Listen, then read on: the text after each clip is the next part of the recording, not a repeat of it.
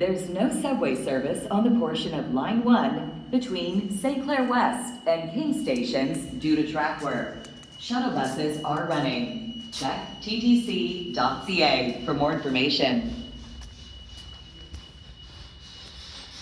Attention passengers on Line 1 at University. The delay we were experiencing northbound on our Downsview Park Station is now clear. All regular service will resume.